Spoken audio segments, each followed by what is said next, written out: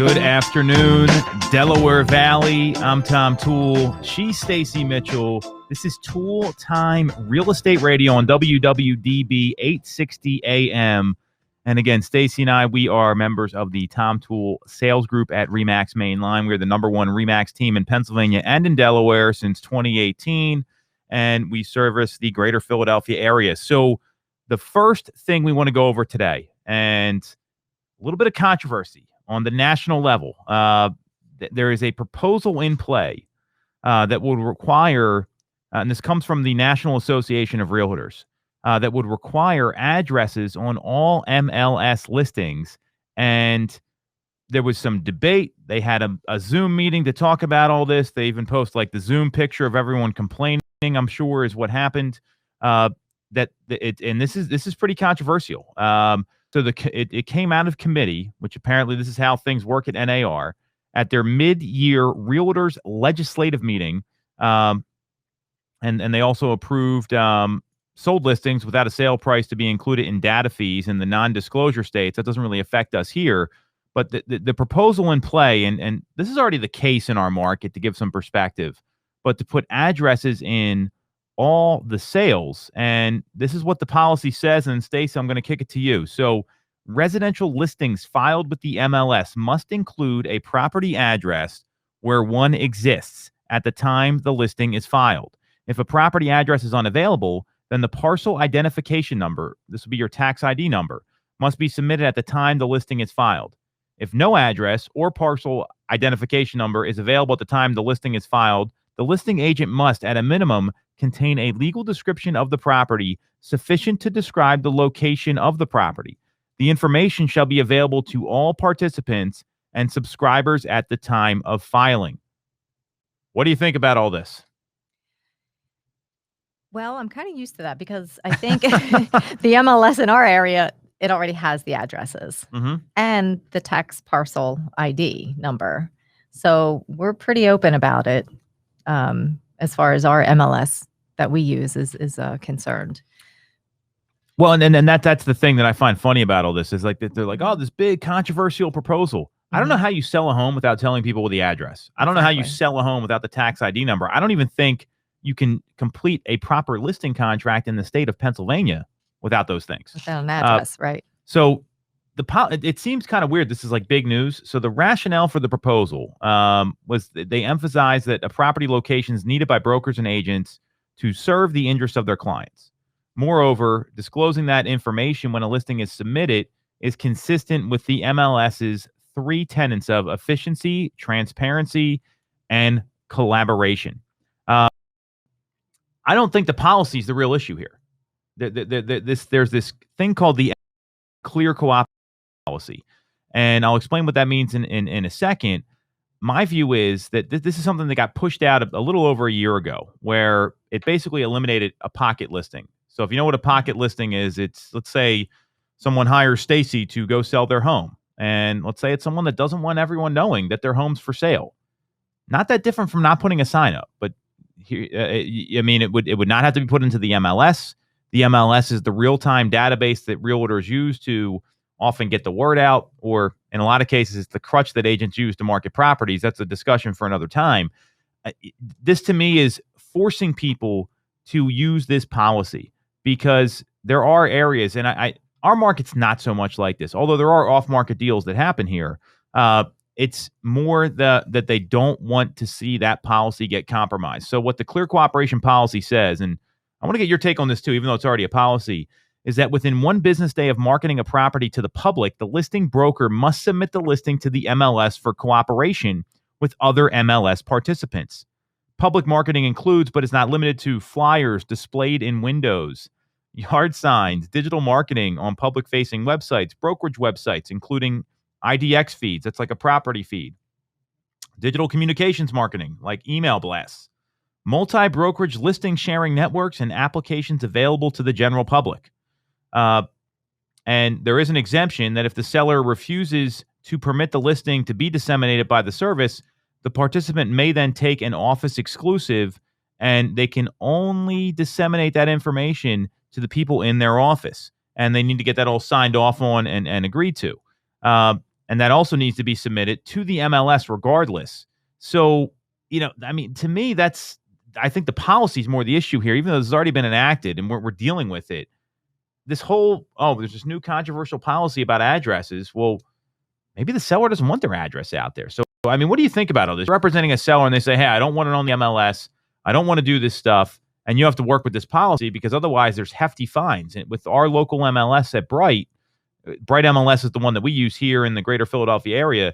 It's a $5,000 fine if you don't put this in the MLS. So what do you think about all this? Because this is something that doesn't get talked about enough.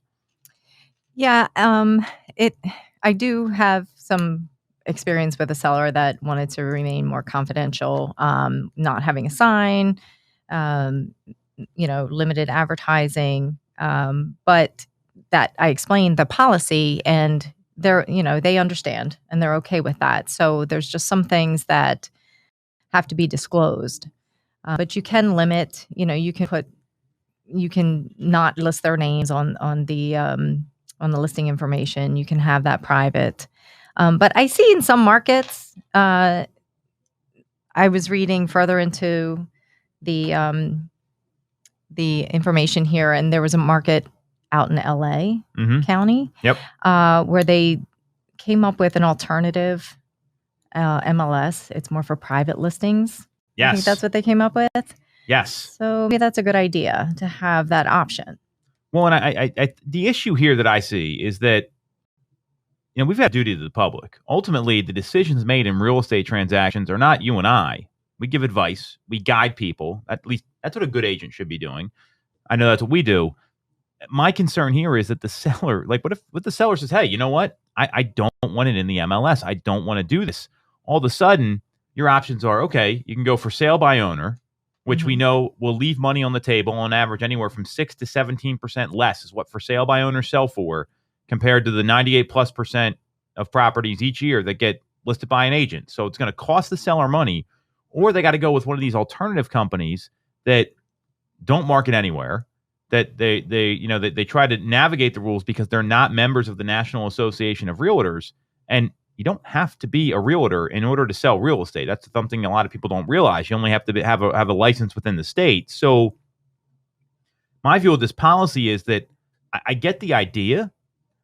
Ultimately, there should be the seller decides this. I don't like the idea of, hey, here's what it is, and you got to do it. At the same, I mean, there's going to be certain circumstances where maybe the seller wants some privacy. I mean, think about, and you mentioned LA, right? You know what's in LA? A lot of celebrities, right? People drive by their houses. I mean, right. And they made that choice, and that's fine. But those people want some more privacy, and that's definitely been the case. You look at professional athletes or government officials sometimes. Although I mean that's kind of a mixed bag there with some of them. But the point is, there's people that are going to want some privacy. So, you're put in that position, and let's say you absolutely don't want your information out there. I mean, what do you do? And how? I mean, this is the problem with this policy. Yeah, because the choices are limited. If you don't, list on the MLS, like you said, you can do for sale by owner. You would probably be on Zillow though, so you'd still be out there. Not anymore, right. Because Zillow's a brokerage now. Okay, Zillow they have to follow the IDX feed. So, and there used to be a company called Rex that would not do a great job with a lot of things, but they would only list on Zillow, and people thought they were for sale by owners, and it's like one of those limited service companies. But now Zillow's got to follow the same rules. So this could create a niche market for luxury home brokers that just maybe how you create your own club, people if they're looking to purchase high end or looking to sell high end, could open up a whole different market. Well, and there's companies that are doing this internally, right? I mean, and you do have the ability to market it just to your office, and that also may hurt some realtors in the marketplace, because if you're an independent brokerage or you have a smaller office, all of a sudden you're at a disadvantage versus a big box company, and maybe their agent's only selling 2 homes a year, which is usually the case with most of these places. So there's all these different ways to look at this, and what you're talking about with that coming soon sort of pocket listing website. It was that's founded by Mauricio Umansky of the agency. So he's got a company out in it's national now, but they're out in Los Angeles. That's where they got founded, and it's called the PLS, the Property Listing Service. So they will list properties there first, and that they actually have like an exclusive badge on there. It means they're only on the PLS. And again, it's kind of the same thing. They're just circumnavigating the rules. So, do you think this policy is going to stick? I guess is the question. Then I want to walk through like if this actually helps the seller or hurts the seller, and if it helps or hurts buyers too. I guess it really depends on the unintended consequences that result in the policy. And they're usually not, they don't come to fruition until at a later time. And then the policies get reevaluated and adjusted accordingly for the most part. So I think time will tell, and just have to wait it out and see how it's received. Well, and you bring up a good point, unintended consequences, right? So what this is going to do is the NAR may actually be hurting its members, saying, hey, they're pushing them to a for sale by owner when NAR is supposed to be the National Association of Realtors, which this is the problem with these sort of organizations. So I do see there's going to be some unintended consequences here, and I know we've revised how we launch properties. We talked about that a couple weeks ago when you were on the show with Sarah, and we've done it in a way that we're following the rules exactly to a T and still giving the sellers maximum exposure. When it comes to the seller, I mean, there are some negatives here for a seller. Like, what if you want a quiet listing period? What if you want to get buyers excited about the home? You can't do that now with this new policy because it loses leverage for the seller. Because let's say you're on, and we all know these streets. Like, there's these streets where the homes never sell, right? And that's everywhere in the country. And a home gets listed there, and someone comes up or they see something or they find out they're selling, they knock on the door. Well, the price that buyer's going to have to pay is going to have to be a really strong price for the seller to keep the home off the market. So do you see any positives here for sellers? I mean, obviously taking it to the market usually gets max value, right? But, ultimately it's their house. I mean, I don't like someone telling me how to handle my assets as long as I'm not breaking the law. This isn't a law. This is a rule. There's a big difference here. Right. Again, the sellers, they have the ultimate say. But like you said, they could be leaving a lot of money on the table just because of these, the unintended consequences. Yeah. Right. Exactly. So again, it's going to have to play out and see what happens. But I think that would be a downside for the sellers, leaving money on the table. Yeah, and I do agree with you. I mean, overall, the best way to go about getting the max price for your home is taking it to the market, having a total marketing blitz, understanding all that, no question there. To me, it's the seller's being told, hey, you can't sell your home this way, right, and they have to do it on their own. I mean, then all of a sudden, they don't know what they're getting into. The contract might not be buttoned up. They might not vet the buyer properly, all that. So I think that's where it hurts sellers the most. What about buyers? What does this mean for buyers in the marketplace? Well, buyers won't have access to those listings. They won't have access to that information. So, if you have buyers that are in different areas, they just won't have access to that information. So it limits their inventory too. So I think the buyer benefits the most out of all this. You think so? Well, because now they're going to find out about everything, no matter what. Or someone's going to, a $5,000 fine's a lot of money. So, I mean, the LA PLS, that's great. That doesn't really happen here. We don't have something like that. So unless you're getting like an agent that has an exclusive listing or something, and you happen to be working with that person, which is tough to find, my view is that the buyer benefits the most because they find out about these properties right away. Now, the funny thing is that some agents still don't send these to their folks because in our local MLS, there's the active status that gets syndicated on all the sites. And then there's the coming soon status, which a lot of people will place the listings in before they start showing it.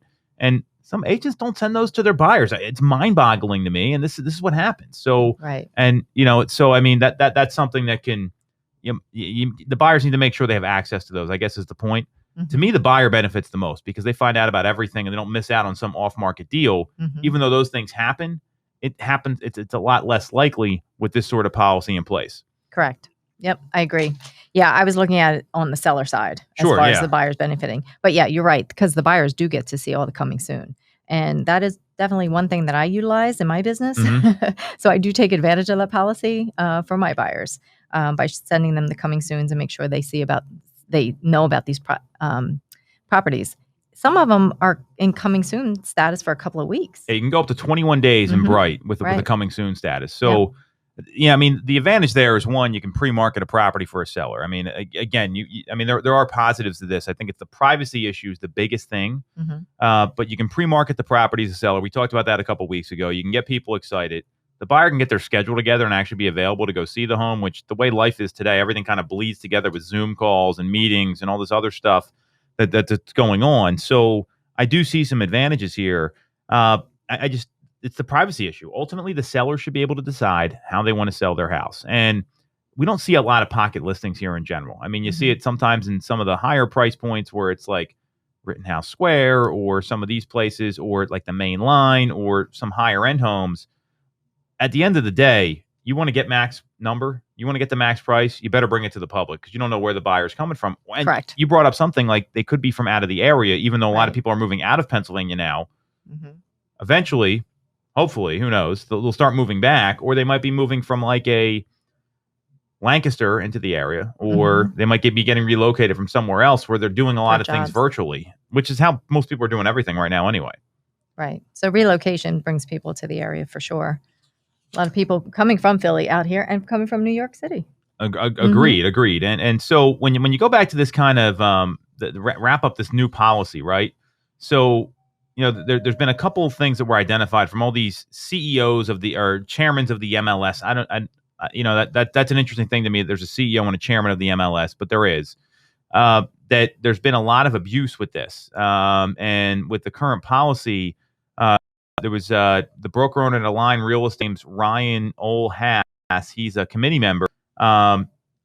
He proposed an amendment that would make this optional rather than mandatory, because his MLS in LA, where this is a bigger issue. I mean, that's absolutely a bigger issue in California.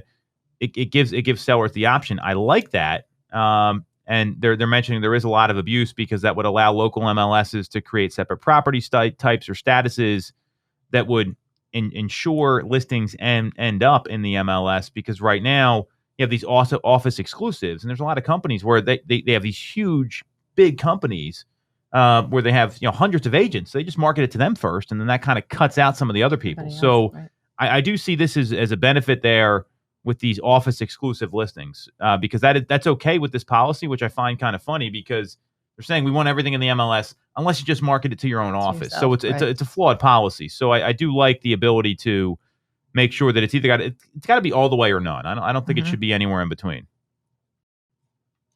Agreed. All right. So on that note, what we're going to do is we're going to take a quick break here. We'll be back to talk about the number of agents exceeding the number of homes for sale. Pretty bananas. This is Toole Time, Real Estate Radio on WWDB 860 AM. Welcome back to Toole Time, Real Estate Radio on WWDB 860 AM. I'm Tom Toole. She is Stacey Mitchell, and we are with the Tom Toole Sales Group at RE/MAX Main Line, the #1 RE/MAX team in Pennsylvania and Delaware since 2018. So, Stacey, The Real Deal. It's a real estate news website. A little more edgy than Inman, right? It's a little more gossipy. It's based out of New York and LA and South Florida, and they have all the sexy markets. We didn't make the cut. And so with that, there was some news that came out that there are more agents out there in the country. And this came out about a month ago. There are more agents in the country than homes for sale, right? Wow. So there's more agents in the country than homes for sale. So because inventory's been shrinking and the number of agents is rising because everyone thinks, oh, it's easy, I'm going to go sell real estate, or, oh, the market's hot, I'm going to make a ton of money, which can definitely happen. I just don't know that it's that realistic. People don't know what it's like in the day-to-day. They're not in the grind, and that's why there's an 87% failure rate in real estate, higher than restaurants. Maybe not over the past year, but historically higher than restaurants. So the end of January, there was about 1.04 million homes on the market, and that's down 26% from last year. We know this number has risen. In the same month, NAR had 1.45 million members, up 4.8%. So let me do some math here. Break out the calculator, right? So let's take 1.45 divided by 1.04. So literally there is 1.39 agents per house available. Wow. 1.39 agents per house. So there's a lot of things to unpack here with that statistic. The first one is, okay, you're in this market, you're a consumer, you're trying to find the right person to guide you and walk you through everything. How do you determine the people that don't know what they're doing, or that are rookie agents, or that are going to be part of that 87%? And that's over a 5-year period, by the way. It's 87% are out of the business in 5 years. How do you navigate that and find the right person to help you with what is likely the biggest financial decision you're making, whether it's buying or selling, to date? And I mean, in most cases, your biggest asset, right? So where would you start there? And let's start with the sell side. So you're thinking about listing your home. We know that listings are super competitive right now. What kind of questions should consumers be asking these folks that come in? So you're thinking about listing your home. I think one of the biggest questions would be to find out about the marketing plan. You need to know what this agent, how they're going to market your property so that it reaches the most buyers out there. What are they utilizing? Are they doing social media? Or are they doing video tours? What are they using to market? Are they just going to stick a sign in your yard and put it on the MLS and call it a day and just hope people come to the house and buy it? Most of them will, by the way. I mean, go ahead. But that what she's saying is very accurate. That's the standard. So you want to go deeper. Ask them what other marketing applications do they use? What other platforms do they use? I know that our team, I mean, we have an amazing marketing plan, and we use it for every single property that we list, every single one. And it's very successful, and that's why we follow it to the T.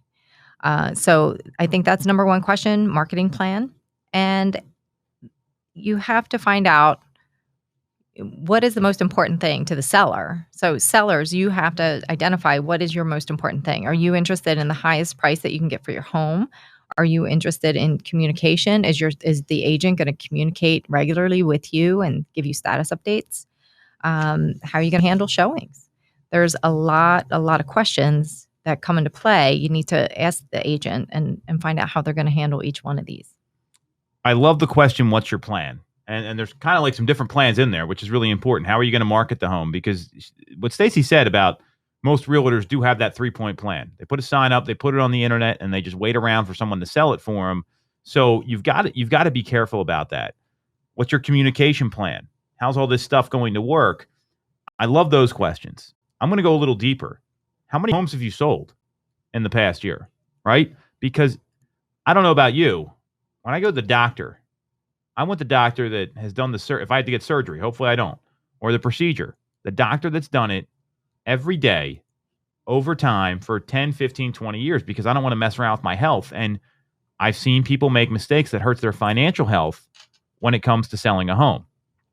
I'd also ask them for some reviews, right? What are people saying about you? I would be Googling your agent, like literally just Google them. So look up Stacey Mitchell, Tom Toole Sales Group, Remax Main Line. You'll see good things. It'll be fine. The point is Google your agent, because if you can't find an online presence for them, and knowing that almost every buyer out there is going online to find the home, are they going to do the same thing for the marketing, right? I mean, it sounds kind of basic here. You would be shocked at when they hire their friend or they hire someone they know, and that person sold 1 or 2 homes over the past couple years. Is that really the expert to maximize the equity in your home? Because it's very easy to leave money on the table right now. So in addition to what's your plan, reviews, Google them. That's not a question, but that's something you should do. Ask them how many homes they've sold over the past year. Ask them questions about the term of the contract and what the fee is going to be. This is all normal stuff. To me, it's really, really critical to understand that. And also ask them, hey, what's your plan if you're going on vacation? What's your plan if something happens to you? Because we know that the market keeps moving, whether or not I wake up every day. Right. And I'm not trying to be morbid here, but there's got to be a backup plan in place, because a lot of people don't have coverage, and then it's a whole problem. And that's where it's really important. You have, I'm clear, a team really outperforms an individual. Mm-hmm. So if you don't have a team working for you, for example, Sarah, our co-host here, she had a baby a couple weeks ago. I'm not expecting her to be negotiating deals and calling her clients back when she's in the middle of, having a baby or those first couple moments together. That's something people should be aware of. The consumer doesn't care. They don't care that she had a They baby. don't care. And I mean that in the best way possible, because they're Right. worried about, well, I got an offer on my house. I got to buy this other house. I got 90 days to get into my new home. My kids got to go to school. Like their life's going on. So that's where I'm clear. It's important to see what the backup plan is and what team you have behind you. And because when someone's doing everything themselves, that's where things can get lost in the details. Absolutely. And what are agents best at? At not communicating. Well, I was going to say they're best at selling houses, but Best at selling that's houses, that's the biggest complaint people get is they don't communicate with them, which is why I loved you asked the question about what's your communication plan? Like how often are you going to be keeping me updated? So, I mean, right there, we've hit on a couple really key points. Anything else sellers should be asking besides terms, fees, track record, plan, communication plan? What else should they be reviews? What else should they be asking when they're sitting down interviewing someone to get the max return on what's likely their biggest asset? I'm stumped. Well, we hit on some good questions here. The other thing I would say is, are you going to be are you using a professional photographer? Are you getting professional video done? Because if you ever seen a home online, right? And this is part of the marketing plan, but this is like the biggest mistake, where the realtor shows up with an iPhone 5 and the pictures are crooked and they're dark and they try to edit them themselves. I mean, that's immediately going to cost that person a ton of money, even in an incredible market like this. So that's what you should be asking on the selling side, on the listing side. What about on the purchase side? So you got someone that wants to go buy a home. So some of this stuff's going to apply, right? Like reviews, number of homes you sold, experience, all that sort of stuff. How many years you've been doing this? Yeah. Do you have a team behind you? Why is the team important behind you on the purchase side? Because I think people need to understand this. Again, because if your agent is away for whatever reason and the deal still goes on, the houses still come to market. If you're not under contract, the buyers want to get under contract. If the buyers are under contract, there's deadlines that you have to meet. You can't miss deadlines because then you're not in contract anymore. So that's very important. What about when the home comes up and it's Saturday afternoon and Stacey's away with her husband and isn't going to be back until Monday and you're out of state, right?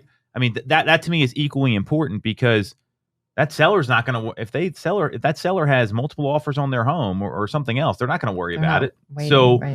So I think that you need to understand what the plan is, and also like on the purchase side, what's your plan? How's this going to work? What's the time frame look like? Like what's the outline to get me into a property? Because enough people don't review that, and then all of a sudden you're in a competitive bidding situation, and it's Saturday at 4:00, and you have to have your offer in by Sunday, and you don't know what to do.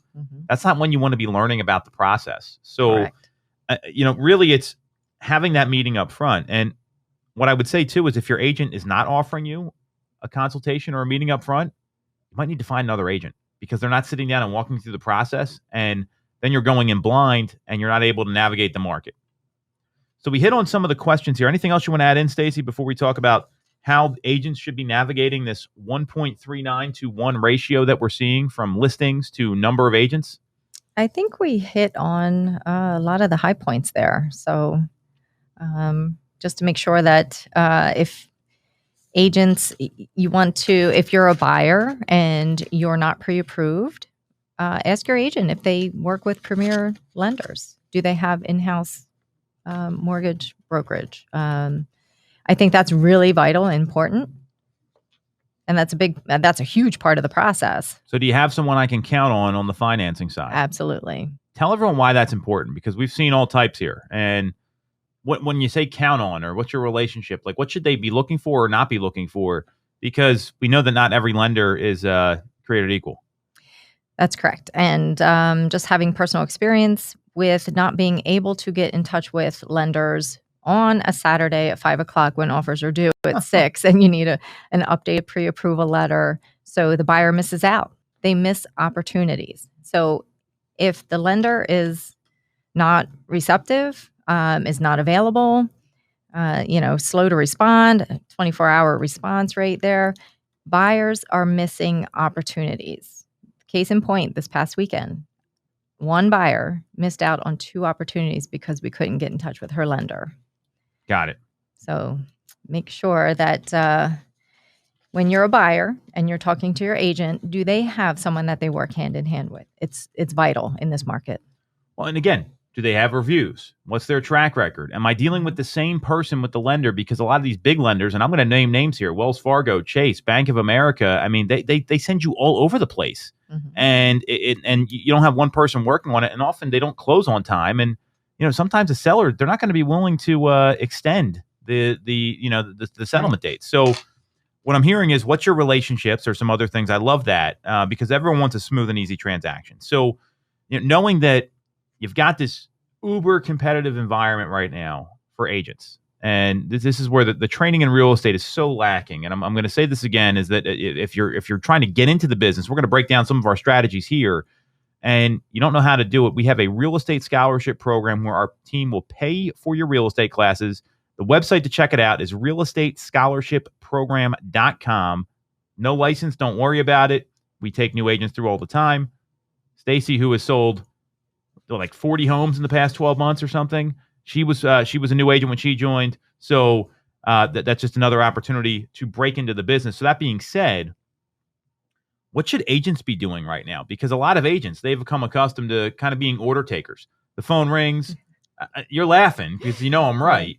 The phone rings. They call the lead. They go buy a house. That's not how this business has been for a long time. But because the market is the way it is, and it's been a seller's market for years, since really like 2013, some people have gotten a little lazy, don't have the same skills in place. So what should agents be doing right now to combat this ratio of not enough homes to sell? Well, agents should always be they're honing their skills for sure. So you want to make sure that you're not just dealing with the people who are buying now. You want to make sure that you're nurturing your leads that might not be purchasing until another year or so. You want to keep in touch with them, keep in communication with them. Maybe their situation changes all of a sudden, and one day you reach out to them just to check in and make sure, see how things are going, and they tell you, you know what, our situation changed. We want to start looking now. So I think that constant communication with all your leads is vital. Well, then that's a really good point, because if you're not building your pipeline and you're just waiting for things to happen to you, you're going to be waiting for a long time, especially in this market where it's not for the people that are faint of heart, right? You've got to be able to go out there and be aggressive in trying to win business, whatever the systems are. I mean, and that's why having, systems in place and knowing where your leads are coming from and knowing what your day is like and having a daily schedule, like a daily schedule. If every agent implemented a daily schedule, they'd all sell 25, 30 homes a year. But people don't. They wake up at 10 o'clock. They're checking the MLS in their underwear. Like, it just doesn't work that. This is what really happens. So I know. It's just the visual. Well, I mean, I didn't mean to go there with you. But the point is that a lot of folks, that's what they're doing. They think that's they can make their own schedule. Right. Yeah, you can make your own schedule, and it better be an efficient one, because this business is not easy. And Nick Bailey said something in this article. So Nick Bailey's the chief customer officer at RE/MAX. He came out and said the spike in number is partially because the entry into the industry the barrier is very low. Right. The barriers to success are very high. And we know that the top 3% of agents, I think it's 3% of all the agents in the country sell more than 25 homes a year. Right. So I mean, that's that's really what it takes. So you're saying consistent lead gen, consistent nurturing. I'm going to go a little old school on you. Every agent out there should be working their sphere right now. And your sphere is the people you know. They know you, they like you, they trust you. You need to be talking to them. And there's like certain scripts and dialogues you can use, but really it's not even like a script. It's talking to them and having a personal connection, having a real conversation, because people know what you do. And if they don't, then that's on you. I mean, because you should be, marketing yourself and advertising yourself. And there's a lot of different ways to do that, even just on like social media, which is a whole nother topic for another day. We're not going to go into that, but you have a real conversation with people. See how they're doing. Hey, Stacey, how you holding up during the past 15 months? I know it's been kind of crazy for a lot of people. I mean, those sort of conversations will go a long way, because the people that talk to the agents, that talk to the most people, they go on the most appointments. And the ones that go on the most appointments sell the most houses. So I'd be working your sphere, the people you know. I'd be doing all the old school things, because the way the market's going right now, everyone's trying to do the easy stuff. They want the magic bullet. I'd be calling into neighborhoods where you have buyers that want to buy and seeing if anyone wants to purchase a home. I mean, it's literally that simple. I'd also be working open houses because people, I mean, open house traffic, it's so different now because the way showings are handled. I've been to some open houses where there's like 20, 30 people in the house. You can't talk to anybody. Because of the pandemic, I see this as a big opportunity because typically only one party's allowed in the house. So you work the front door like a bouncer at a bar, right? One person in, one person out. Guess what you get to do as an agent during that time? You get to build rapport. You get to ask questions. You get gather information. Get them to sign in and get their contact info, right? Correct. So all those old school things work really, really well. And we're seeing people generate listing appointments from open houses. They're selling the house at the open houses. This has all happened at our team over the past 60 days. So you're talking about consistent lead gen and consistent nurturing. Love that. That long-term nurture is where the game's at. Working your sphere, calling into neighborhoods, open houses. What else? What else should agents be doing to combat all this? Well, I really think that the circle dialing is key, especially if you have a buyer that missed out on an offer in a particular neighborhood. Reach out, circle dial that neighborhood, see if somebody else is, if they know someone, if they're considering, because you have a buyer that already wants to get it. You have them, they missed out on an opportunity. It's a great opportunity to get more information from that neighborhood, potential sellers and buyers, actually. So the circle dialing definitely, that's been very helpful. Not every seller wants a parade of people coming into their house. Some people do not want that. And I'm not saying it's the right thing to do. It's a personal choice. Like we just talked about, this is your house. You can do whatever you want with it. If you want to get the max price, probably not a great idea. However, it's one showing, right? A single showing. You don't have to clean the house like a maniac. You don't have to get everything done. You don't have to be ready to vacate the home for a weekend because we know that when homes hit the market, I mean, it's a parade of showings coming through nonstop. So that's a real advantage. And you're also helping your client, right? Because to me, every realtor should have a client first mentality. It should be about the client. You should be guiding them through the process and doing those extra things. That's going to win you a lot of repeat business too when you go out and find the home for the people. Correct. Right? Yes. They'll remember that and they'll refer. So we got working your sphere, having a human connection call, circle calling, open houses. What's worked well for you in the past 15 months? I mean, you got into the business. We met the day before, literally. Now, Stacey and I, Stacey was a for sale by owner, to give some perspective. Called her, so that's another thing you can do. Call for sale by owner. Got the appointment, helped her and her husband sell a family member's property, and then we met. It was like literally the day before we were told to stop coming to the office. It was like right that time. So you had a pretty interesting onboarding first year in the business, and have outproduced agents all over the country, amazingly, which is a credit to you. So what have you done that's worked really well? Because I mean, you're having tremendous success here. Just being consistent, being aggressive where necessary, not too aggressive. Everybody wants an aggressive agent when they need to buy or sell. So I think that's worked really well for me. And just really paying attention and focusing on each and every client as they're the only ones. Like they're the most important thing. They're the most valuable at that time, and they are. But it's hard. You do get distracted, and there's many things that happen during the course of your day. But when they're reaching out to you, definitely communication is key. So being consistent, right? We hear this every business that requires sweat equity, that requires some effort to become successful. That sort of stuff goes a long way. So being consistent, I love. Treating every client like they're the most important. So how do you do that? Because I mean, there's distractions that come at you from all angles. So how do you do that? How do you keep people top of priority? Because you have amazing reviews. Obviously, you're selling a lot of houses. You're getting referral business all in your first year. So talk to me a little bit about that. When I'm with them at showings, they're my most important at that point. I'm not on the phone. I'm not texting. I'm not doing those things. I put aside that time for them to just focus solely on them. I think that goes a long way. And they know that they have access to me. There's obviously cutoff points to every, every time of the day, not before 7 a.m. or after 8 p.m. But for the most part, if they text me, email me, they know that they're going to get a response. They know that they don't have to wait, hours and hours, because sometimes when you're going through this process, things are urgent. You have to act quickly. They know I'm going to try to get out there and get them into a home ASAP. I'm not going to wait 2 days to get a showing. So that's how I make sure that they understand that they're my most important thing at that time. So you're backing up your talk is what I'm hearing. You're doing what you say you will. Absolutely. You have to. To me, that's integrity. Doing what you say you will when you say you will, right? And letting people know, hey, I can't, and I can't do it at this time, but here's 2 other times that work. That's a great strategy as well, because and usually you do it like one before and one after when they want to go. So there's some options there, and kind of letting your clients know they got to be a little flexible too, given the current state of the market, right? Right.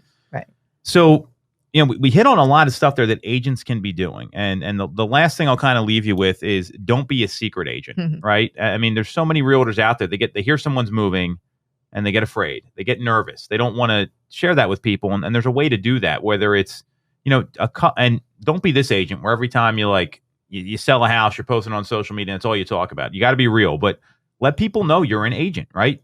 Don't be afraid to get on video and give a market update on social.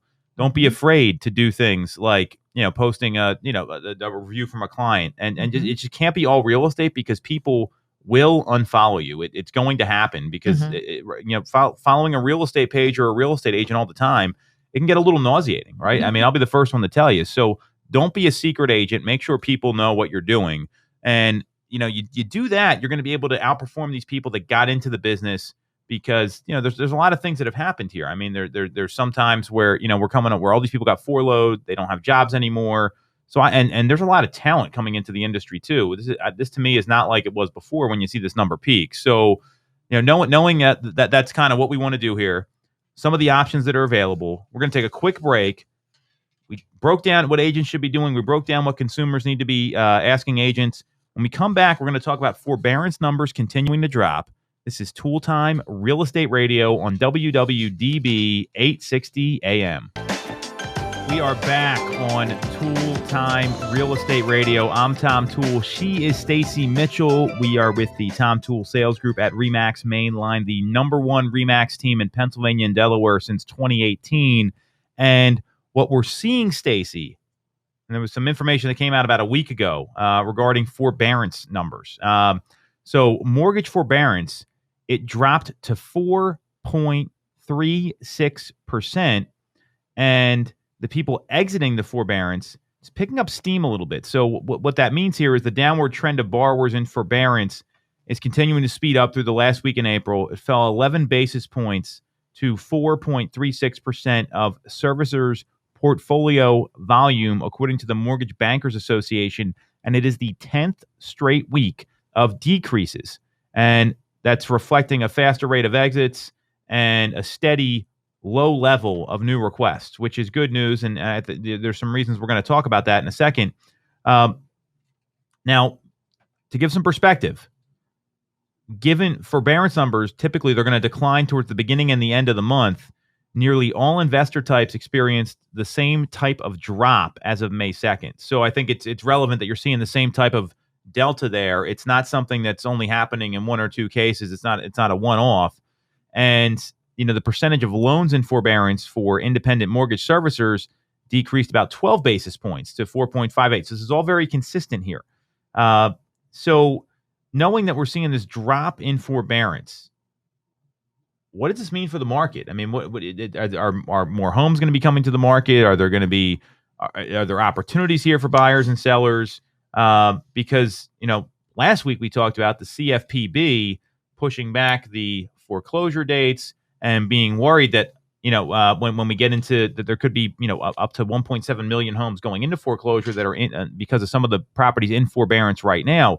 So a little contradictory here. Yeah, it seems definitely to have shifted somewhat. I think it's good news. It means that people are catching up. They're trying to stay in their homes at this point. So I definitely view this as really good news. It's going to be more secure. It's going to produce, more secure marketplace, I think. But still, there are going to be folks that are not going to come out of forbearance, and they'll definitely need to consider their options. Well, and what I look at here too, and I see this being tied to the unemployment rates, right? So the unemployment rates, if you looked at hiring in the U.S. in April, it was much weaker than a lot of the economists expected. Employers only added 266,000 jobs that the Labor Department showed for their April report, and some forecasters, they predicted we'd see payroll gains of at least 1 million, pointing to some of the rapid economic growth this year, and sometimes that gets delayed.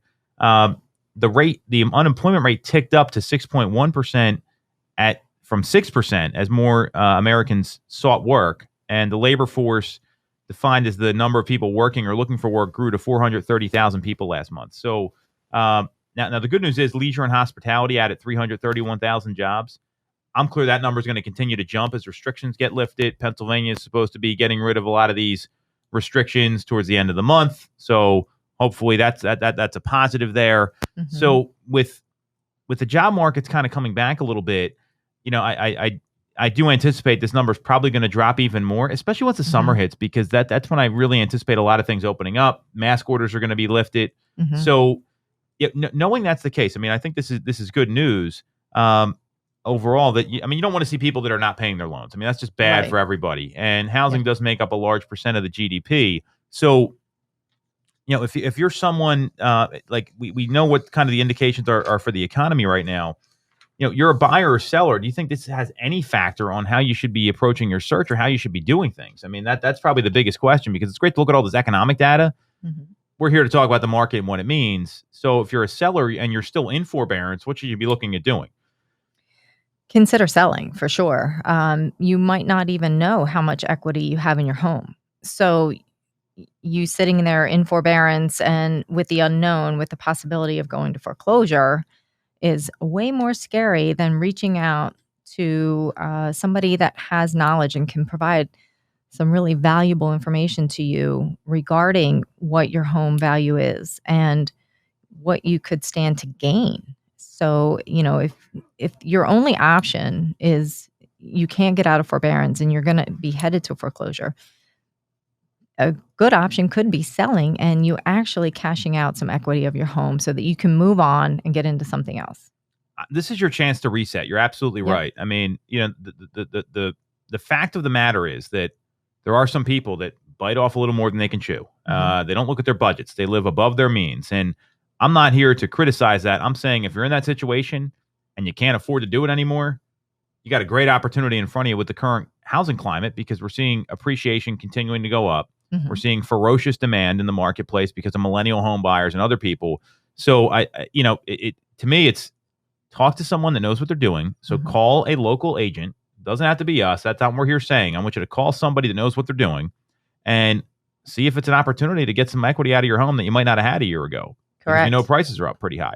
Right. So, that's definitely one option, right? Now, if, in terms of people that are, looking to buy, do you think this has any factor at all on how they should be operating or changing their home search process? Because I don't.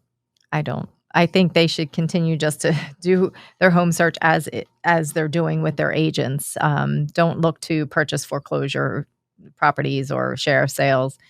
It's very difficult. It's not easy. It's very risky, and it's not a pleasant experience. So work with your agent. Continue, searching for listings with your agent, homes that are on the market.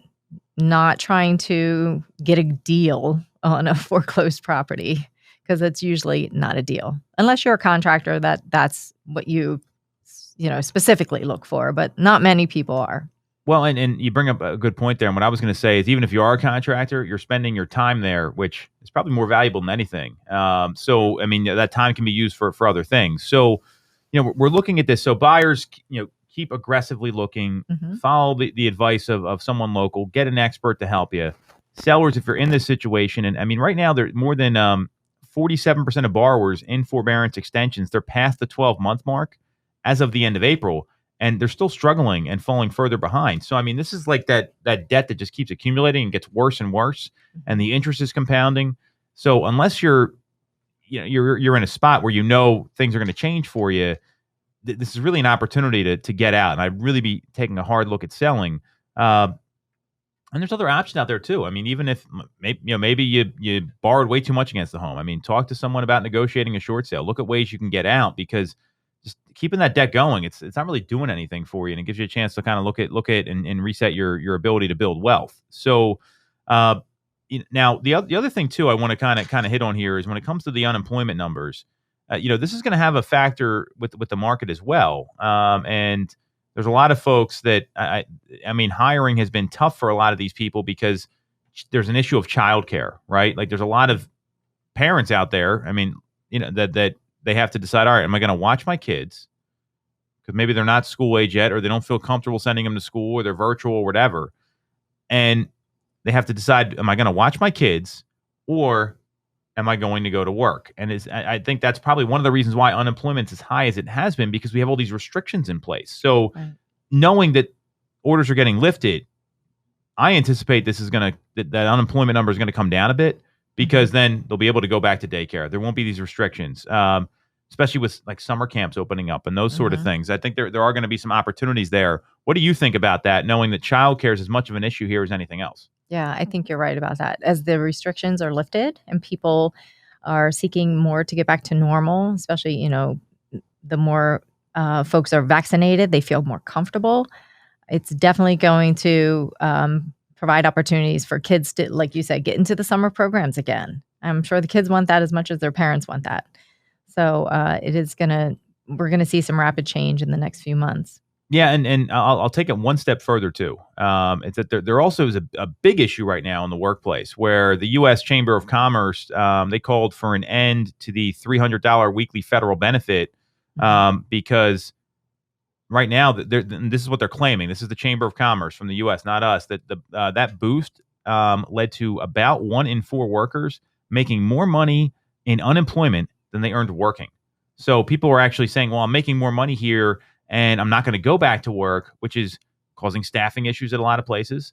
And that's not going to help people in forbearance. I mean, like it's a whole cycle here of unintended consequences that came from a lot of this COVID-19 relief. So if that benefit goes away, do you think that's going to help the situation and get more people out of forbearance, or at least bring the unemployment number down? I think it's going to bring the unemployment number down. Yeah, there is a lot of, and I just know in our area, especially hospitality, there's short staff to the point where some restaurants couldn't even be open Mother's Day because they didn't have enough people to work that day. So they closed for the day. Who closes on Mother's Day, one of the busiest restaurant days of the year? But it was nice weather, and you could sit outside. So exactly. I mean, there's which is unfortunate, because these businesses have been getting crushed, and they need they're really the hurting. business, right? 100%. Well, so I mean, knowing that's all going on, so I mean, looking at like we're at the middle end of May right now. Next 3 months, what do you see happening? Are these forbearance numbers going to continue to decline? Is unemployment going to go down? What's going to happen? I think the unemployment, this is just my opinion, I think the unemployment will continue to drop, which will help with the forbearance. I think the forbearance will continue to drop also. It's going to level. Well, and I mean, the unemployment number now, to give some perspective, in February, before everything started, this is February 2020, so over a year ago, the unemployment number was about 3.5%. So now it's up north of 6%. So, to me, one of the most important things that can happen for the economy, which ultimately will bring more jobs to the market, is getting these people back to work, right? So the sooner that happens, the better off we're going to be. So that's where we're going to wrap it today. This is Toole Time Real Estate Radio. You want to get in touch with us, email us at info@tooletimeradio.com. Find us on Facebook at Tom Toole Sales Group, or you can follow myself or Stacey on Instagram. I'm at Tom Toole III, Tom Toole 3RD, and she is at 2 Mitchko, the number 2 Mitchko on Instagram. We'll be back next week. This is WWDB 860 AM and Toole Time Real Estate Radio. Thanks for listening.